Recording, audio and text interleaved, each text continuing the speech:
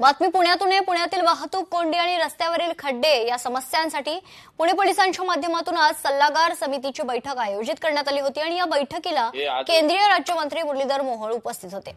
सल्लागार समितीची स्थापना करून वाहतूक कोंडी आणि खड्ड्यांसंदर्भात उपाययोजना करण्यात येणार असल्याचं मोहोळ यांनी म्हटलंय.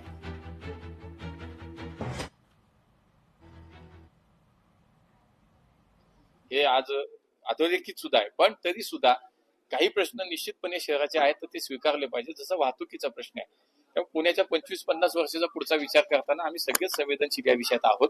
म्हणून आजच्या बैठकीला मला असं वाटतं विशेष महत्व की एक सकारात्मक दृष्टी पुणे पोलिसांनी याच्यामध्ये पाऊल टाकलंय. महानगरपालिकेचे अधिकारी होते, महानगरपालिकेच्या माध्यमातून रस्त्यावरती खड्डे असतील, वाहतूक नियोजन असेल, पोलिसांच्या माध्यमातून खूप चांगल्या पद्धतीनं या सगळ्या आज त्यांचं प्रेझेंटेशन मध्ये खूप चांगल्या प्रकारचं त्यांचं अनालिसिस या पुण्याच्या वाहतुकीच्या संदर्भातलं होतं.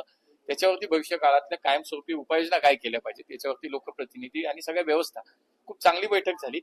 एक इथे मुख्य सल्लागार समितीचे प्रतिनिधी त्या समितीमध्ये राहतील आणि स्थानिक लेवलचे इश्यूज डिकंजेशनचे दृष्टिकोनातून ते कॉर्नर पार्किंग असतील, फुटपाथ क्लिअरन्सचे असतील, हॉकर्स मुळे होणारे वाहतूक कोंडीचे असतील, सिग्नल सिंक्रोनायझेशनचे असतील, फ्री लेफ्ट टर्न किंवा कॉर्नर पार्किंग असे वेगवेगळे मुद्द्याला रिझॉल्व्ह करून एक डिसेंट्रलाइज लेवलवर वाहतुकी डिकंजेस्ट करायसाठी प्रयत्न करण्याच्या दृष्टिकोनातून एक आज इथे आयुक्तालयाचे पातळीवरील समितीची बैठक घेण्यात आलेली आहे.